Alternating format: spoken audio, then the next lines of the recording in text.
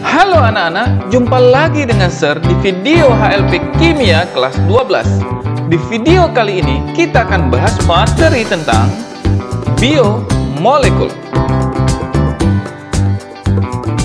Materi yang akan kita bahas pada video kali ini adalah yang pertama, karbohidrat. Karbohidrat memiliki peranan penting bagi makhluk hidup, antara lain sebagai sumber energi, komponen struktur sel, komponen penting dalam kontrol genetika pertumbuhan dan perkembangan makhluk hidup. Yang kita juga tahu, karbohidrat banyak terkandung di dalam nasi, kentang, dan gula. Yang kedua, kita akan bahas tentang protein.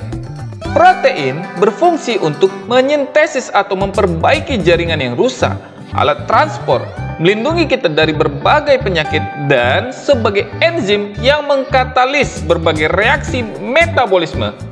Protein banyak terkandung di dalam telur, kacang almond, dan keju.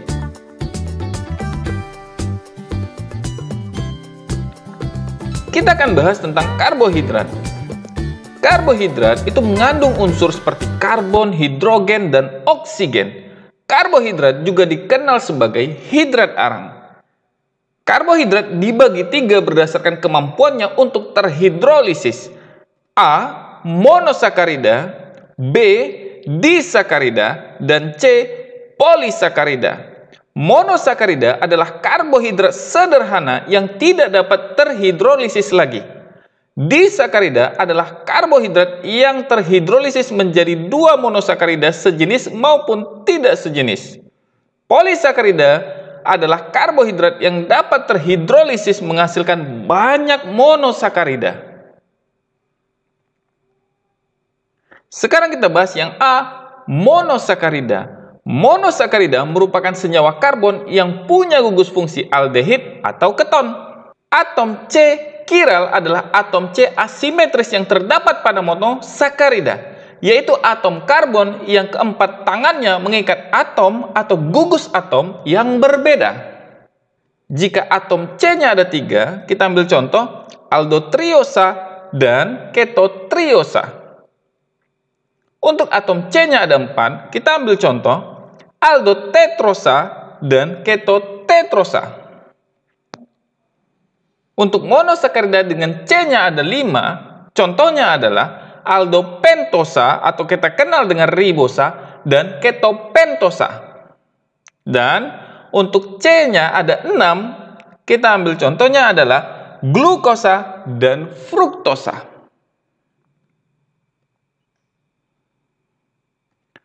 Berdasarkan struktur beberapa monosakarida, terlihat bahwa semuanya mengandung atom C asimetris kecuali ketotriosa. Monosakarida yang dalam strukturnya mengandung atom C kiral atau atom C asimetris dapat mengalami isomeri optis. Isomeri optis adalah isomeri yang terjadi karena adanya perbedaan arah putar bidang polarisasi cahaya. Perhatikan gambar berikut.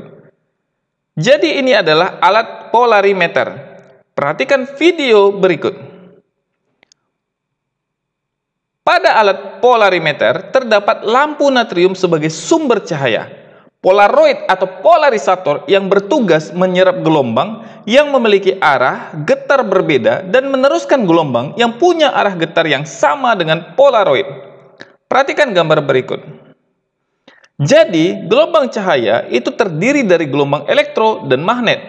Maka ketika melewati polaroid, gelombang magnet akan diserap dan gelombang cahaya bisa diteruskan. Gelombang yang diteruskan melewati zat optis aktif. Di sini arah putar gelombang berubah beberapa derajat diakibatkan oleh atom C kiral yang kemudian dapat diamati oleh alat analisatornya. Jadi, jika berputar ke kanan atau searah jarum jam, disimbolkan dengan positif atau dekstro. Sebaliknya, jika berputar ke kiri, disimbolkan dengan tanda negatif atau levo.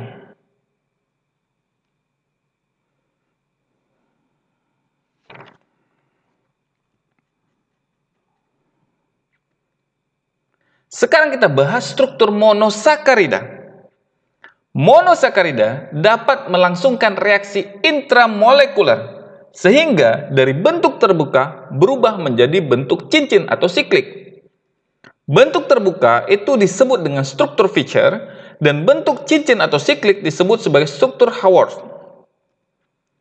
Gugus hidroksil di sebelah kanan pada proyeksi Fischer itu terletak di bawah pada proyeksi Haworth, dan sebaliknya, gugus hidroksil di sebelah kiri pada struktur terbuka itu terletak di atas pada struktur siklik.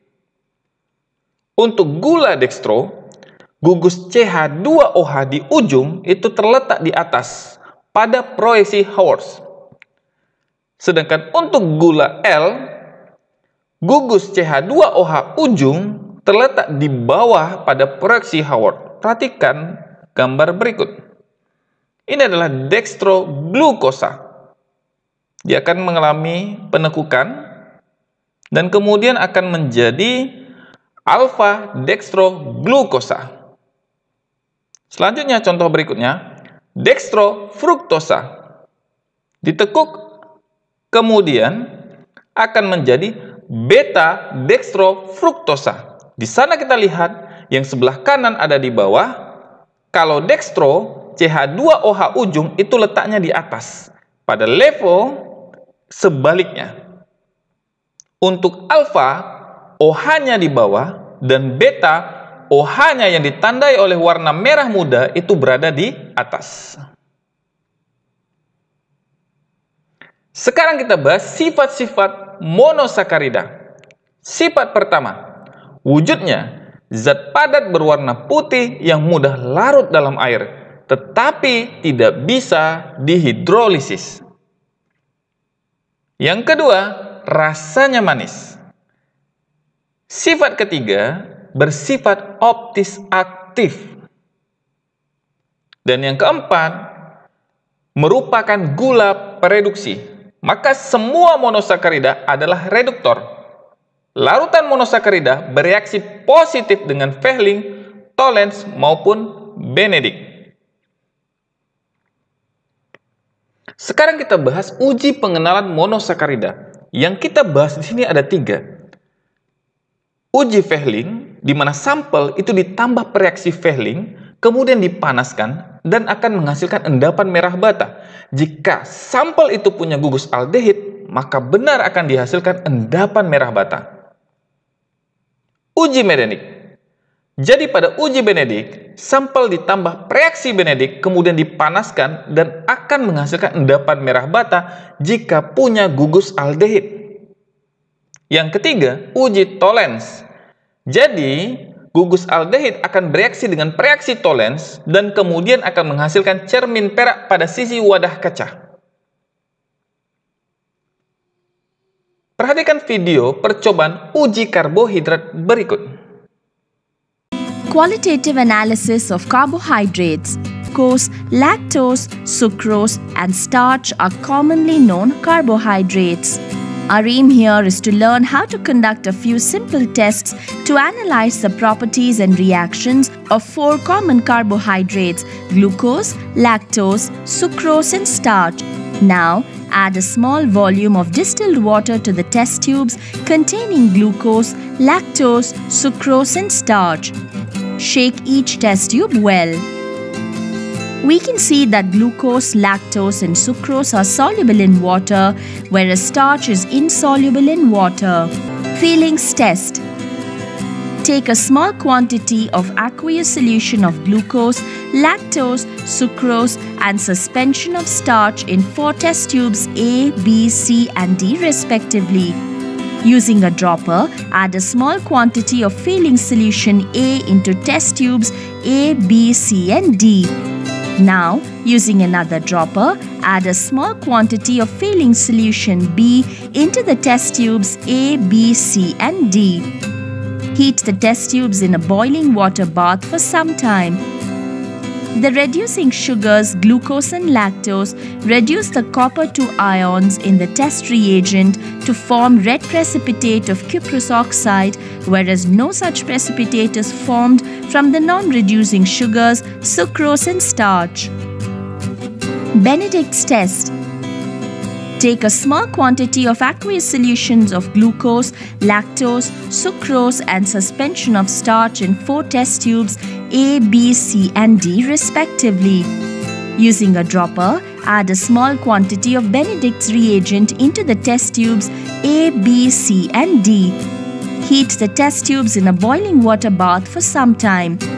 The reducing sugars glucose and lactose reduce the copper 2 ions in the test reagent to form red precipitate of cuprous oxide, whereas no such precipitate is formed from the non-reducing sugars sucrose and starch. Tollens test. Take a small quantity of aqueous solutions of glucose, lactose, sucrose and suspension of starch in 4 test tubes A, B, C and D respectively. Using a dropper, add a small quantity of Tollens reagent into the test tubes A, B, C and D. Heat the test tubes in a boiling water bath for some time. The reducing sugars glucose and lactose reduce silver ions in the test reagent to elemental silver, appearing as a silver mirror on the inner surface of the vessel. No such silver mirror is produced by non-reducing sugars sucrose and starch. Baik, tadi adalah video percobaan uji karbohidrat. Kita lanjutkan. Sekarang kita akan bahas bagian B, disakarida. Disakarida terbentuk dari hasil kondensasi 2 molekul monosakarida dengan ikatan glukosida. Sukrosa adalah gabungan dari glukosa dan fruktosa, biasanya terdapat pada gula pasir. Laktosa adalah gabungan dari monosakarida glukosa dan galaktosa, biasanya terdapat pada susu dan keju. Dan maltosa itu gabungan dari glukosa dan glukosa. Maltosa banyak terdapat pada madu. Bagian C adalah polisakarida. Polisakarida terdiri atas banyak molekul monosakarida. Amilum. Amilum terdapat dalam tumbuh-tumbuhan. Fungsinya sebagai cadangan makanan yang umumnya disimpan di umbi dan biji.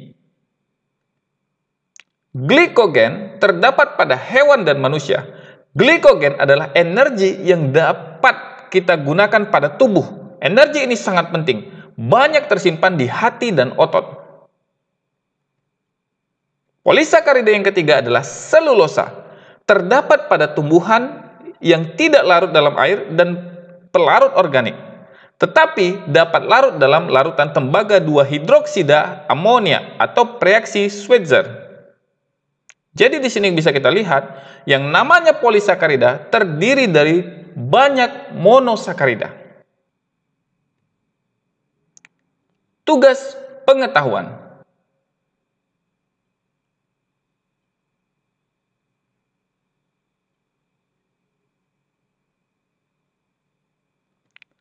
Sekarang kita bahas yang kedua adalah protein. Jadi, protein adalah makromolekul yang tersusun dari rantai-rantai panjang asam alfa amino dengan massa molekul berkisar dari 6.000 hingga beberapa juta. Penyusun dari protein adalah asam amino. Asam amino merupakan turunan asam alkanoat, di mana satu atom hanya disubstitusi oleh gugus amino. Oleh karena itu, setidaknya asam amino mengandung 1 gugus karboksil dan 1 gugus amino. Asam amino dalam protein disebut juga asam alfa amino karena gugus amino terikat pada atom C-alfa, yaitu atom karbon yang terikat langsung pada gugus karboksil. Perhatikan struktur dasar asam amino berikut. Jadi ada gugus karboksil dan ada gugus amino. Jadi, jika kita ganti R-nya itu dengan H, maka namanya adalah glisin. Dan jika kita ganti R-nya itu dengan metil atau CH3, maka namanya adalah alanin. Catatan penting di sini, asam amino itu juga dibagi menjadi dua. Asam amino esensial dan asam amino non-esensial. Asam amino esensial itu tidak dapat disintesis oleh tubuh. Sedangkan asam amino non-esensial itu dapat disintesis oleh tubuh. Contoh daripada asam amino esensial adalah fenilalanin, sedangkan non-esensial adalah alanin. Selanjutnya kita bahas di sini, semua asam amino itu bersifat optis aktif karena minimal memiliki satu atom C asimetris, yaitu atom C alfa, kecuali glisin. Gugus R pada setiap asam amino berperan dalam menentukan struktur, kelarutan, dan fungsi biologis protein. Ada dua jenis gugus R, yaitu gugus nonpolar dan gugus polar. Jadi, yang nonpolar contohnya glisin, alanin, prolin. Sedangkan yang polar contohnya adalah serin, glutamin, dan tirosin. Sekarang kita lanjutkan. Molekul asam amino dapat mengalami reaksi asam basa intramolekuler. Jadi, dia akan membentuk suatu ion dipolar yang disebut ion Zwitter. Hal ini karena asam amino punya gugus karboksil dan bersifat asam, serta punya gugus amino yang bersifat basa. Asam amino akan berubah menjadi ion Zwitter.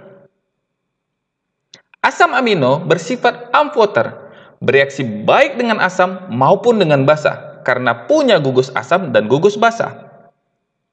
Ini adalah asam amino yang bereaksi dengan asam, dan ini adalah reaksi asam amino yang bereaksi dengan basa.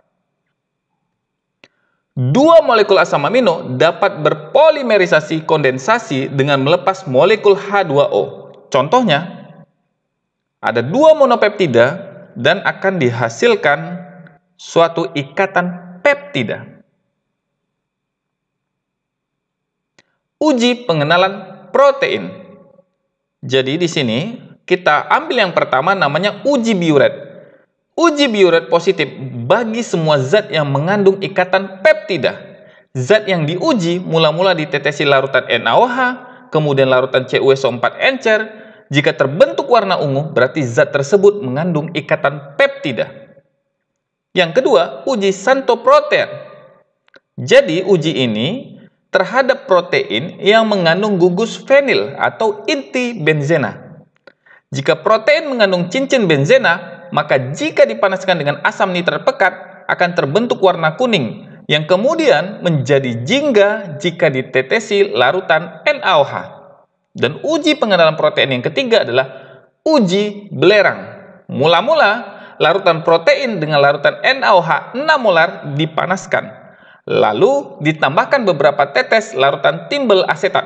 Jika terbentuk endapan hitam PBS, berarti menunjukkan adanya belerang dalam protein. Perhatikan video berikut.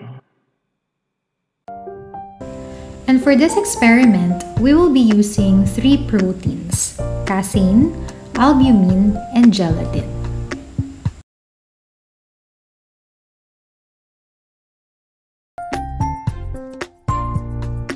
Now that we have our setup ready, we can now start the test.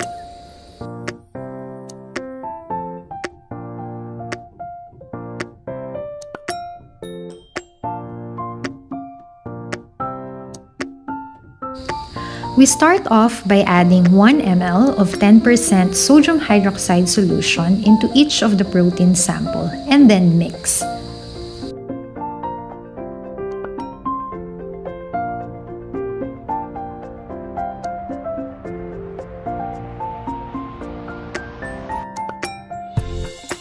Then, add 1 to 3 drops of 0.01 molars of copper sulfate or until a definite color is produced.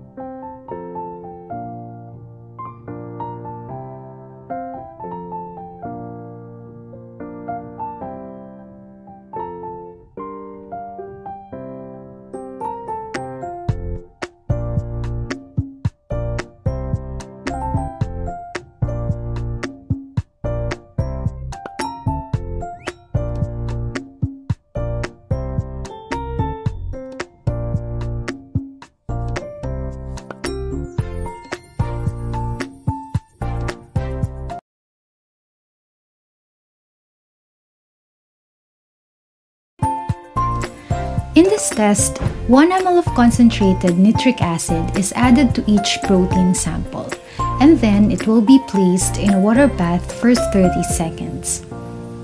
After it has cooled down, saturated sodium hydroxide solution was slowly added drop by drop until the solutions are alkaline. And these are the results after the addition of saturated sodium hydroxide.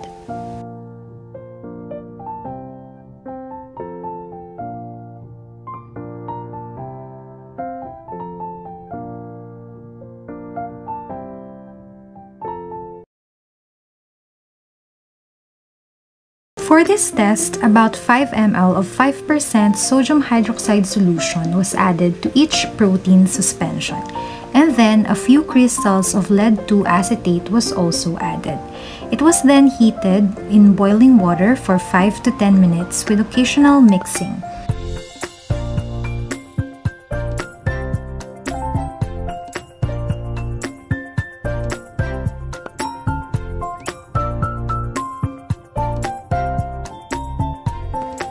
After the solutions were taken out of the water bath and allowed to cool down, these are the results.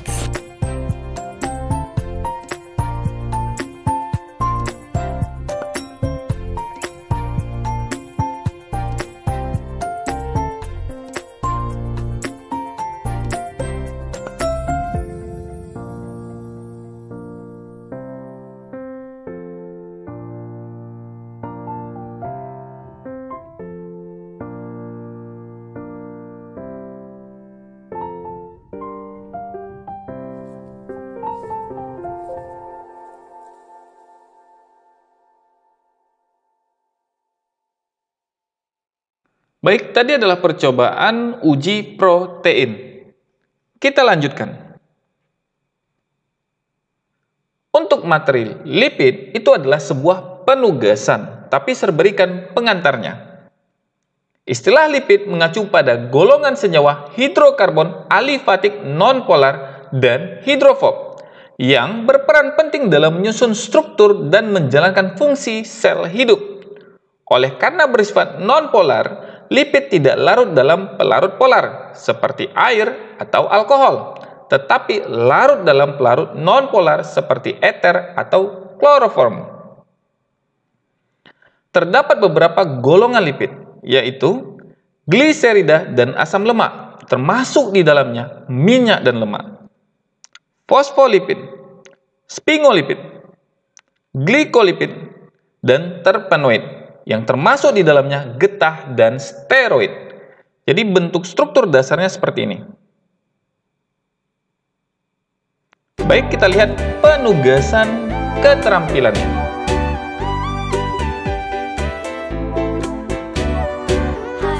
Jadi dibuat makalah.